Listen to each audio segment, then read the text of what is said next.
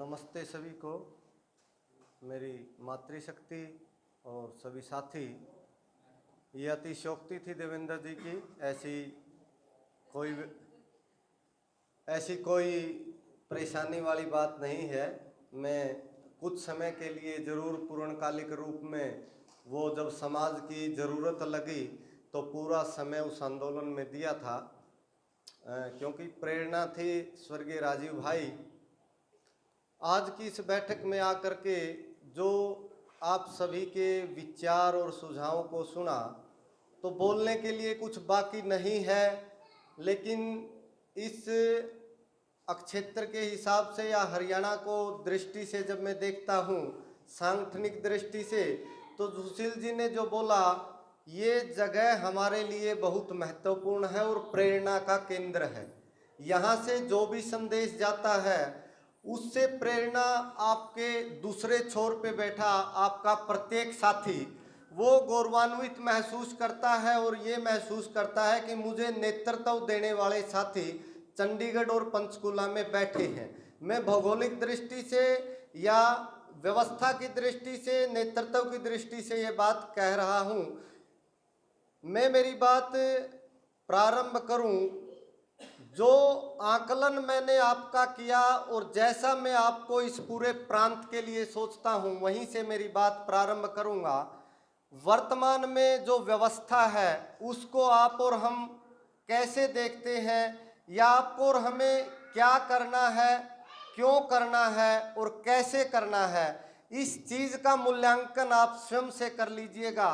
आप अकेले व्यक्ति हैं, आप संगठन हैं, या आप किस भूमिका में अपनी इस यात्रा में चल रहे हैं।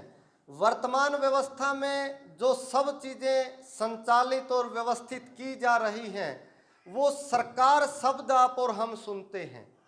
अतीत में जो षड्यंत्र आपने देखे, या आज़ादी के इस कालखंड में जो सारी व्यवस्थाएं आपके और मेरे लिए की जाती हैं, उस सरकार शब्द के अंदर जो 4 घटक हैं या जो उसके 4 अंग हैं, जब आप उन पर अपना चिंतन करेंगे, उनका मूल्यांकन करेंगे, तो आपको अपनी भूमिका स्वयं में निश्चित कर दी जाएगी कि मुझे क्या करना है, क्यों करना है और कैसे करना है।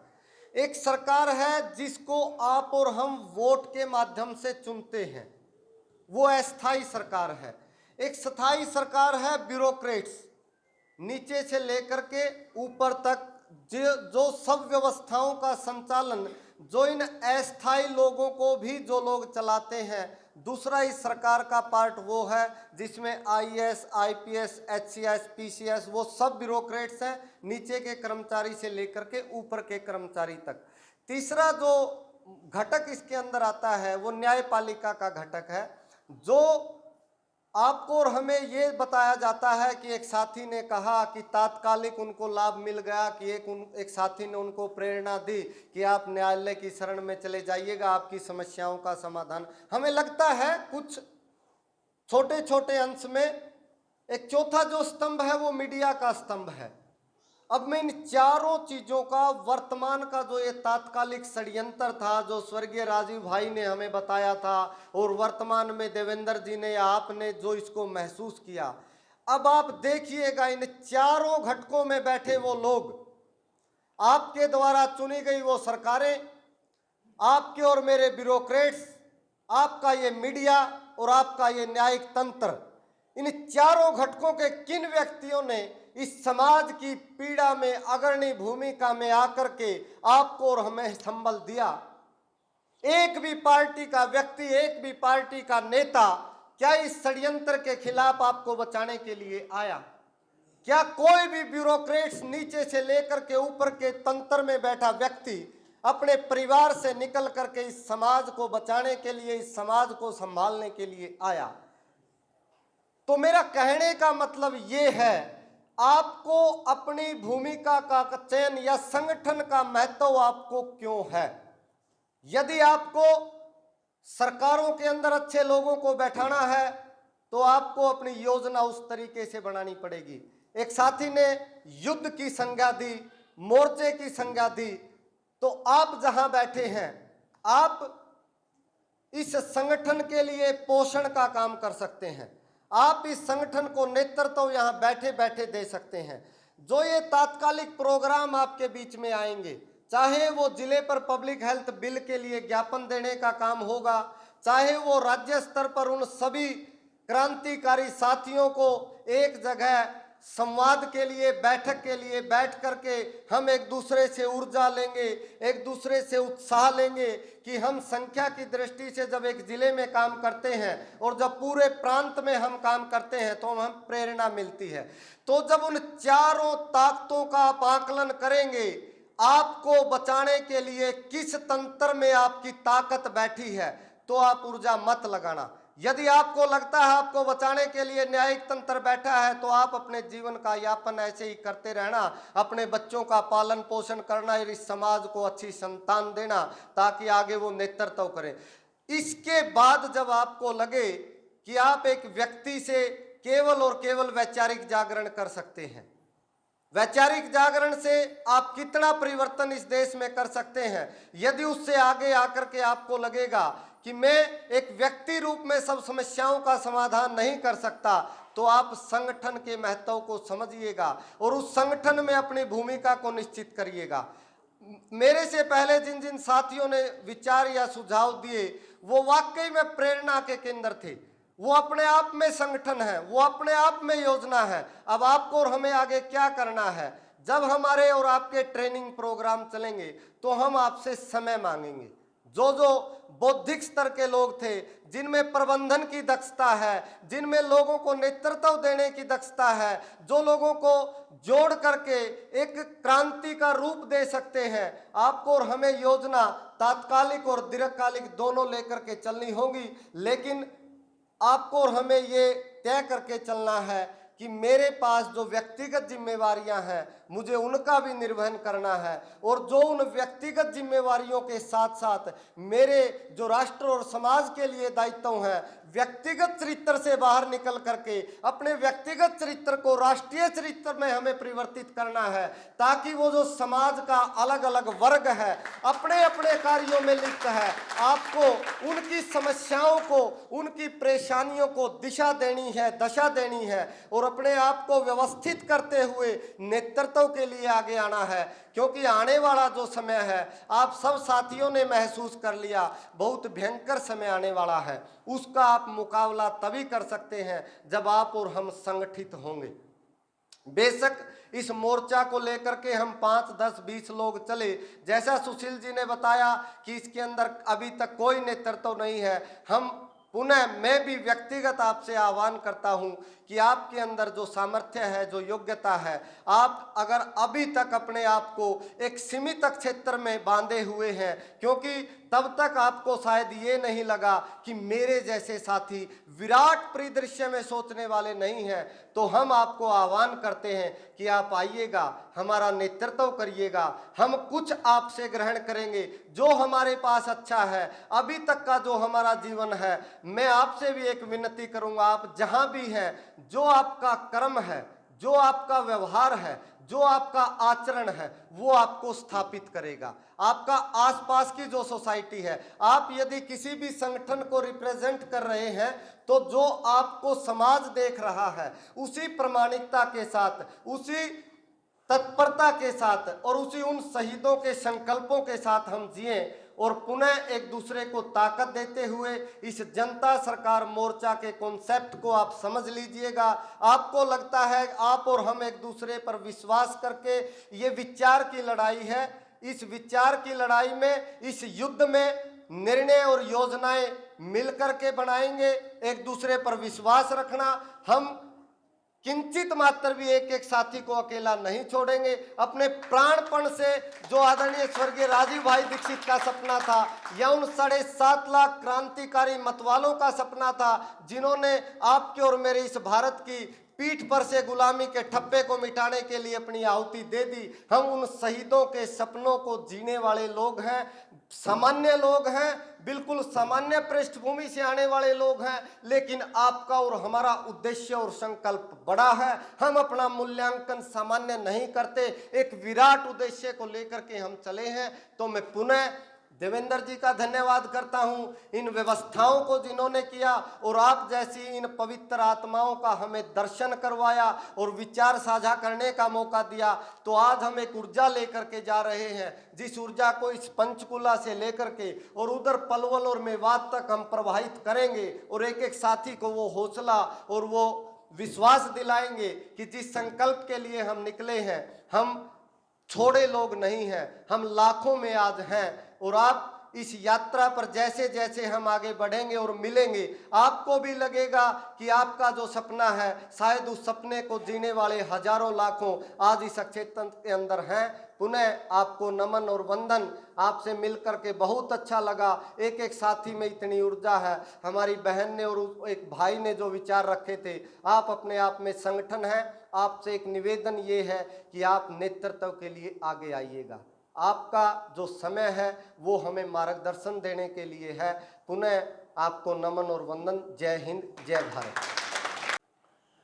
जो चर्चा मैं आपसे कर रहा हूं उसको आप गमले से खेत की तरफ लेके समझना। आपने फसल बोई है, किसी छोटे एरिया में बो दी है और वहाँ पे कोई जंगली जानवर है या गाय है, कुछ भी आपकी उस फसल को खा गया। वो जो फसल है, जो पौधा है, वो फिर बड़ा होगा, थोड़े दिन बाद फिर वो उसको खा ले तो फिर वो छोटा हो जाएगा, थोड़े दिन बाद फिर वो संघर्ष करेगा, फिर वो बड़ा हो जाएगा। एक टाइम ऐसा आएगा कि उस फसल का बीज बनने का टाइम आ जाएगा। जैसे गेहूं की फसल है, 4-5 महीने की फसल है, धान की फसल है, 120 दिन के आसपास की फसल है, गन्ने की फसल है, लगभग 9-10 महीने की फसल है। तो हर एक फसल का अपना टाइम है कि उस पे बीज बनेगा। लेकिन वो फसल अगर बार बार परेशान करी जाए, बार बार उसका दोहन कर लिया जाए, कोई पशु उसको खा जाए, बेशक वो 5 फीट का पौधा जो बनना था वो 1 फीट का बन जाए और उसका पकने का टाइम आ जाए, तो आखिर में वो पौधा केवल 1 फीट का भी अपना बीज बनाएगा। वो ये इंतजार नहीं करेगा कि कब मैं 6 फीट का बनूं और कब फिर मैं अपना फल दूं, कब मैं अपनी संतान को आगे बढ़ाऊं। यही चीज आप गाय के ऊपर देखो। गाय ब्याही है, गाय ने बछड़ा बछड़ी दी है, अपना बच्चा दिया है, उसके पास कुत्ता बिल्ली कितना भी हिंसक जीव आ जाए तो उसको पास नहीं लगने देगी वो, क्योंकि उसको अपने अस्तित्व को बचा के रखना है। इसी तरीके से किसी भी पक्षी की बात करिए, वो भी ऐसे ही है। तो एक फसल जो आखिरी दम तक अपनी संतान को बचा के रखने का काम करती है, बचा के रखने का प्रयास करती है, इसी तरीके से कोई भी पशु अपनी संतान को आखिर तक बचाने का प्रयास करता है। कोई भी पक्षी, कुछ भी सृष्टि में है, ऐसे जीव जो दिखते हैं वो भी, जो नहीं दिखते वो भी, पानी वाले, हवा वाले, मिट्टी वाले, सतह पे चलने वाले, कोई भी जीव जो आप महसूस कर सकते हो, उनका आखिरी सिद्धांत रहता है कि वो अपने अस्तित्व को बनाए रखेंगे। लेकिन जो समस्या से हम जूझ रहे हैं वो समस्या ये है कि आज जो संघर्ष है वो अपने अस्तित्व का है। और जब ऐसा जीव जो नंगी आंख से नहीं दिखता है वो भी अपने अस्तित्व का संघर्ष करता है, अपने अस्तित्व को बचाने के लिए लड़ता है, तो क्या हमारा ये अधिकार या हमारा कर्तव्य या फर्ज नहीं है कि हम अपने इस अस्तित्व के लिए लड़ें? और जब एक बहुत बड़ा वर्ग अपने अस्तित्व को, अपने यानी इस समाज के अस्तित्व को मिटाने के लिए चला है, तो हमारा फर्ज तो और ज्यादा बन जाता है कि वो वर्ग जिसको शोषित होना है, जिसका शोषण होगा, उसको खड़ा होना ही पड़ेगा कि आप दूसरे जीवों से, आप पशु पक्षियों से, आप वनस्पतियों से वो शिक्षा लें कि वो भी आखिरी दम तक अपने अस्तित्व की लड़ाई लड़ते हैं। आपने बहुत भद्दे मजाक देखे होंगे। कल हम एक मीटिंग में थे, एक डॉक्टर साहब थे मुंबई, महाराष्ट्र के। उन्होंने कुछ अच्छा रिसर्च किया और वो ये कह रहे थे कि ये रिसर्च अगर किसान तक पहुंचती है तो एक क्रांति ले आएगी, सब कुछ बैलेंस हो जाएगा, किसी केमिकल की, किसी फर्टिलाइजर की जरूरत नहीं पड़ेगी, कुछ भी बाहर से डालने की जरूरत नहीं पड़ेगी। वो इतना शानदार उन्होंने काम किया है। प्राकृतिक रूप से। इस प्रकृति को बर्बाद करने के लिए कितना बड़ा तबका चालू है, कितना बड़ा वर्ग अंतरराष्ट्रीय गिरोह खड़ा है, कितनी बड़ी पूंजी प्रयोग होती है, कितनी बड़ी पूंजी का उपयोग होता है इस व्यवस्था को खत्म करने के लिए। जिस अस्तित्व की हम बात करते हैं, उस अस्तित्व का और उस खेल का एक उदाहरण मैं आपको दूं। दोनों के दोनों जो बिंदु है वो आपको दूध के दूध और पानी का पानी दिखेगा। लगभग 1-1.5 महीना पहले आपने श्रीलंका क्राइसिस सुना हो। उस श्रीलंका क्राइसिस में रोटी नहीं मिली वहां के लोगों को। वहां के लोग अपनी भूख मिटाने के लिए किस हद तक गिरे वो वही जानते हैं। लेकिन आज उसी श्रीलंका में एक अंतरराष्ट्रीय मैच चल रहा है और वहां पे ग्राउंड में खचाखच भीड़ है। तो ये व्यवस्थाओं का दोगलापन अगर हम महसूस कर सकते हैं तो ये वहीं लेके जाएगा कि 15 दिन पहले, 1 महीना, 1.5 महीना पहले तो श्रीलंका के लोग अपने अस्तित्व की लड़ाई लड़ रहे थे और आज उसी जगह पे वो बकवास चल रही है जो केवल और केवल समाज को लूटने के लिए वो जो खेल बोलते हैं वो बनाया गया, केवल और केवल सट्टा बाजार है।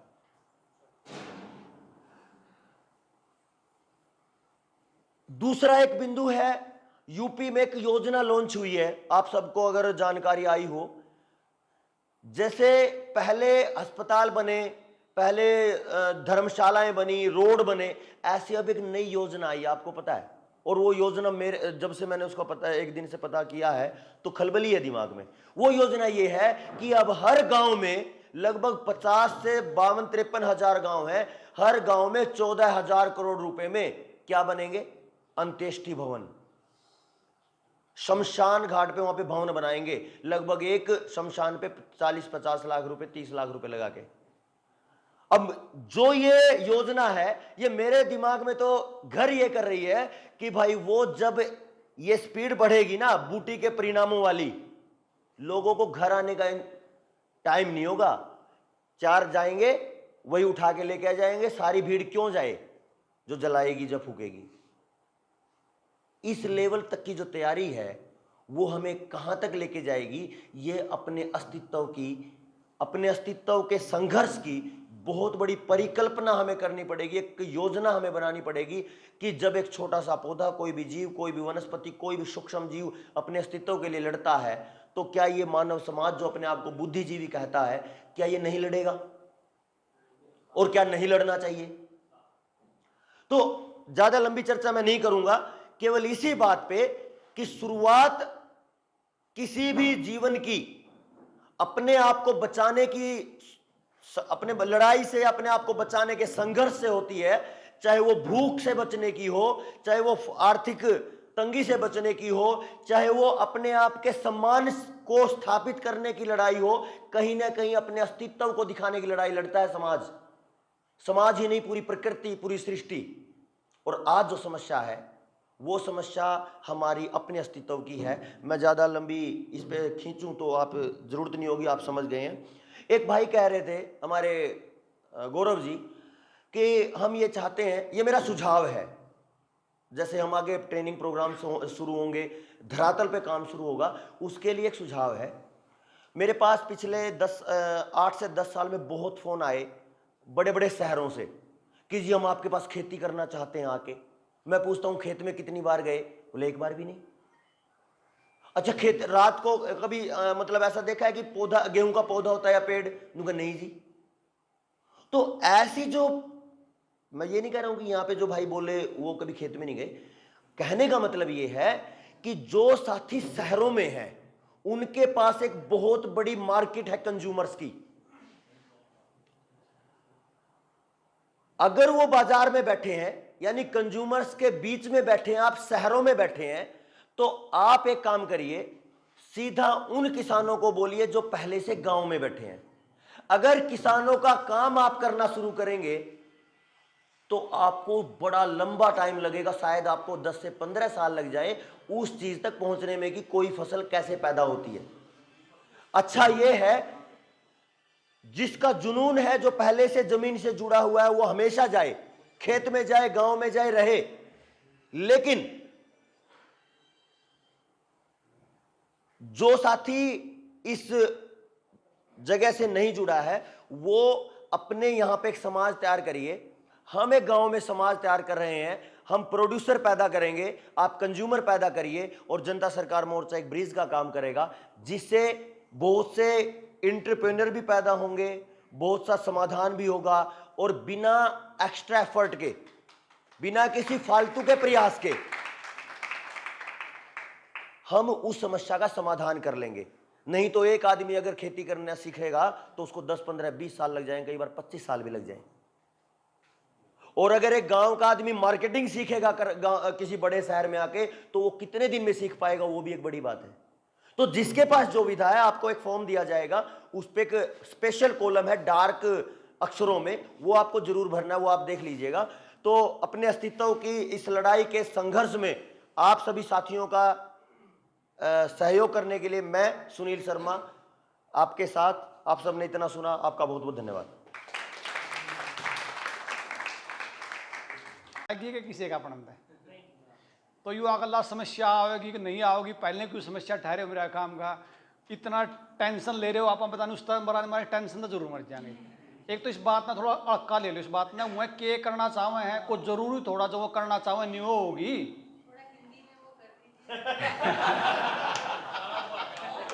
बहन जी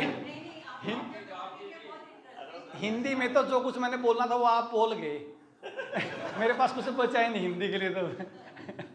तो मैं ये कह रहा हूं कि आने वाले टाइम में क्या होगा, वो जीतेंगे हम जीतेंगे, वो तो युद्ध के बाद पता लगेगा। भाई हम भी अपनी तैयारी कर रहे हैं, वो भी अपनी तैयारी कर रहे हैं, वो सब कुछ करेंगे ही ऐसा सोच के हम का प्रेशर ले रहे हैं, ये भी मेरे हिसाब से कहीं कहीं ठीक नहीं है।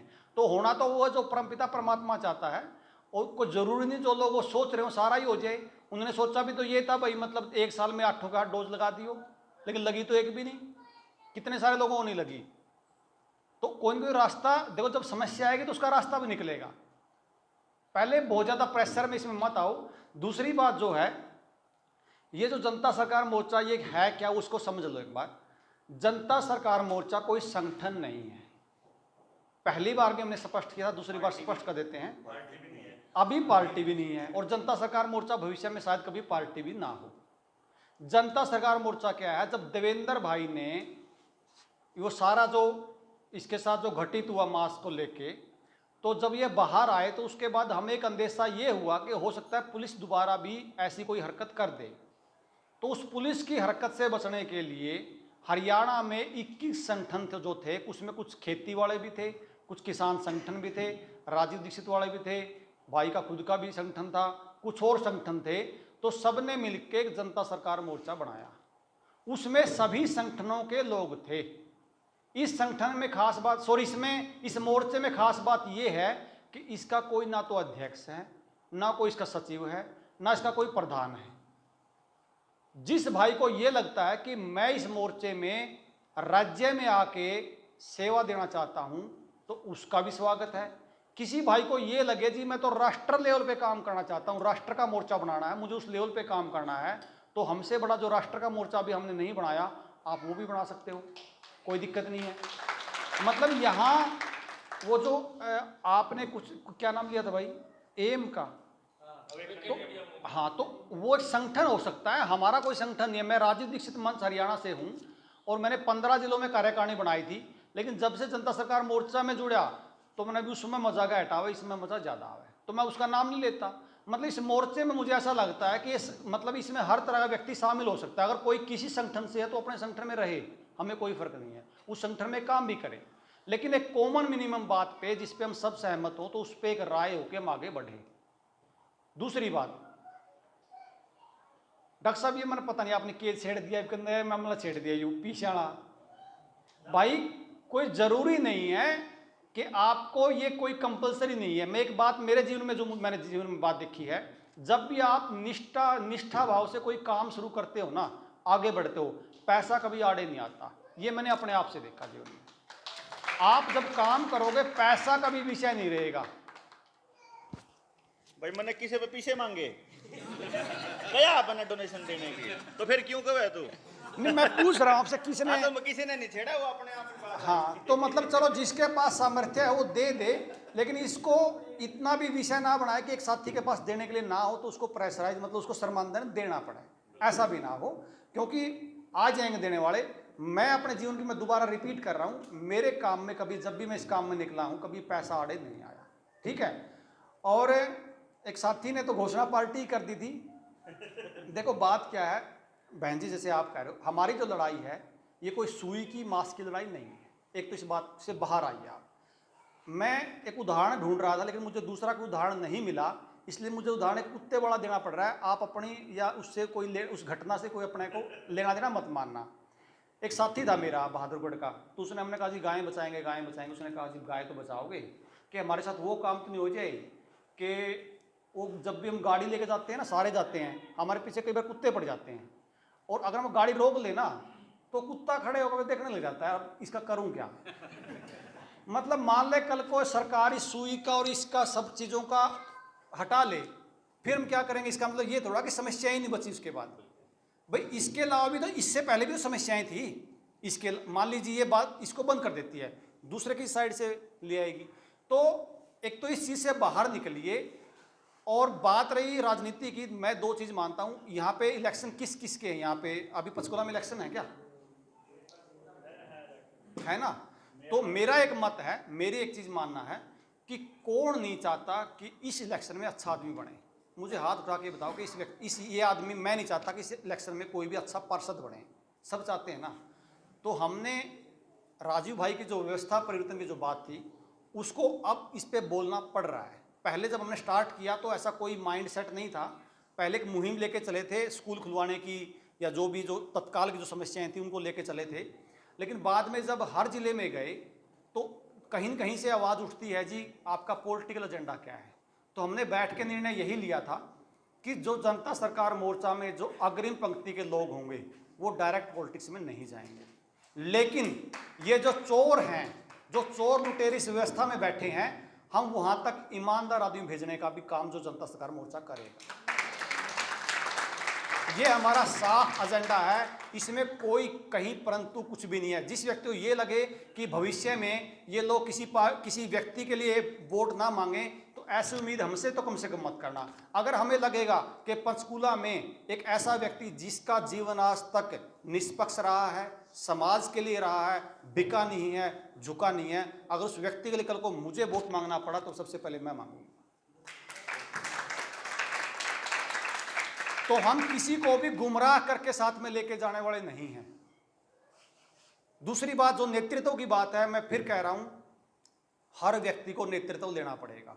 बहन जी आप नेतृत्व मत लेना, आपको फंसाने के अलावा कोई काम नहीं है, सीधी सी बात है। देखो इसमें जो सुनील ने भी बता दी बात, भाई साहब ने बात बताई थी, जो पैसा की जो बात है ना, जो खेती की बात है, पैसे की बात है, हो सकता है भविष्य में हम ऐसा भी कर लें कि हमें पैसा मांगने की जरूरत ना पड़े। एक हमारे साथी हैं, उसने एक सलाह हमें ये दी कि आप एक काम करिए, मोर्चे का नाम ना लेके ऐसा कोई ऐप या ऐसा कोई समूह खासकर बहनों का बना दीजिए जो इस पूरे संगठन के लिए काम करे। मान लीजिए किसान के पास जैविक सामान है, उसको चाहिए शहर वाले को, तो सीधी सी बात है मोर्चे के सहयोग से उसका सामान हम बिकवाएंगे, जो पैसा अर्जित होगा वो मोर्चे में लग जाएगा, मांगने की जरूरत ही नहीं पड़ेगी, हमारा काम भी चल जाएगा, शहर वाले को अनाज मिल जाएगा, गांव में खेती हो जाएगी।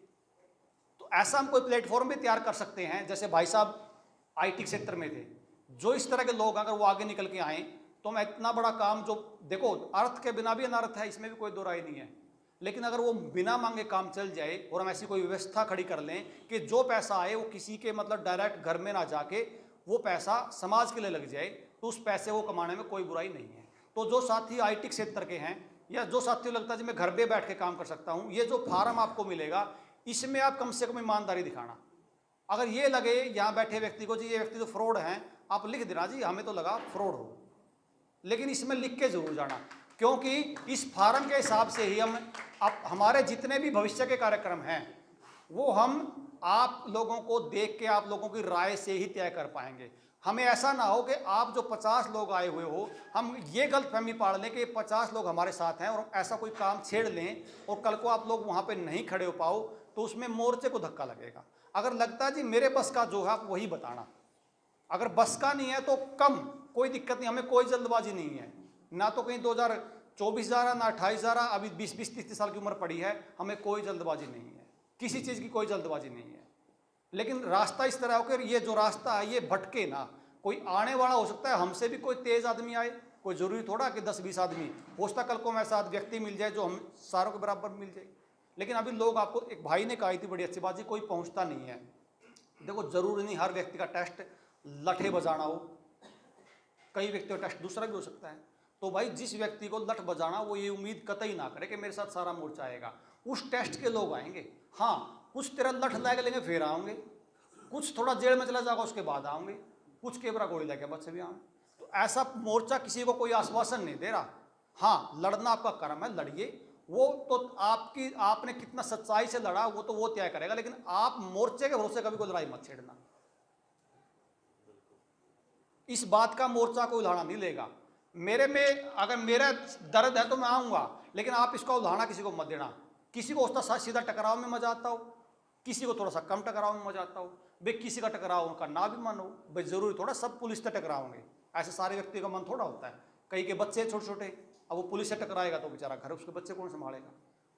तो कोशिश करो सीधा टकराव से बचने की कोशिश करो। पहले तो टकराना ही पड़े तो ये माना कि आपको जेल में जाना है, आपको छुड़ाने कौन नहीं आने वाला। आप एक मैसेज दे के जाओगे समाज को, वो मैसेज चला जाएगा। जेल में जाना पड़ा तो कोई बात नहीं, मोर्चे को लाना इस बात का। तो जी कुछ कह रहे थे क्या? अच्छा हाँ, बात रही आयुर्वेद की। ना तो देखो जो मैं कोई वैद्य हूँ, नरेंद्र भाई मेरे से पीछे लगे थे, मेरे से आगे निकल गए हैं आयुर्वेद में। मेरी रुचि नहीं थी आयुर्वेद में। मतलब आयुर्वेद जो राजीव भाई ने बताया था, उस आयुर्वेद को पढ़ के देख लिया एक बार, मुझे लगा कि मैं इस व्यवस्था में फिट नहीं बैठता। मैं अभी वैद्य बनने की स्थिति में नहीं हूँ, क्योंकि मेरा जो फील्ड है, जो मुझे मज़ा आता है, वो भागम भाग में ज़्यादा मज़ा आता है। तो मेरा अभी मैं वैद्य का कोई काम बिल्कुल नहीं करता। मैं बल्कि नरेंद्र भाई को बधाई देना चाहूँगा, इस मामले में कई गुना मतलब आगे निकले हैं। और एक बात निवेदन और भी करूँगा नरेंद्र भाई, जब भी आपकी मीटिंग हो, कम से कम जो व्यक्ति मीटिंग में आया आपको उसको कुछ न कुछ दे के भेजो, खाली मत जाने दो। कम से कम आप महीने में एक मीटिंग करो तो कम से कम आप उनको 4 सूत्र बता दो, उनको ये ना लगे कि हम आए थे खाली हाथ गए। आप इस बहाने मीटिंग हो जाएगी, इतना कम से कम आप अपनी जिम्मेदारी लो। और दूसरी बात, पैसे की कमाने की, अगर हम हो सकता है ऐसा भी कोई काम कर लें कि जैसे मोर्चे के 2-3 पेज हैं, मेरा पेज है, हम उन पेजों पे भी अगर सारे व्यक्ति मेहनत करेंगे तो सोशल मीडिया से जो 2 पैसे आएंगे उसको मोर्चे के दे देंगे, उसमें भी कोई बुराई नहीं है। आप घर बैठे बैठे इतना तो कर ही सकते हो, अपने आप को 10-10, 20-20 ग्रुपों में जोड़ लो, जो भी उस ग्रुपों में जो बात आए 4-5 चैनल आपको दे देंगे, उसको आप शेयर करोगे तो उससे जो 2 पैसे आएंगे वो मोर्चे में लग जाएंगे। तो ज़रूरी नहीं कि हम घर से ही मतलब सबके घर से पैसे लगाएं, हमारा कोई रास्ता निकाल सकते हैं। हाँ, जिसका सामर्थ्य है वो ज़रूर देना, इसमें हिचक मत करना। कोई गलत बात निकल गई हो तो उसके लिए मैं हाथ जोड़ के माफ़ी चाहूँगा। आप सभी का बहुत बहुत धन्यवाद।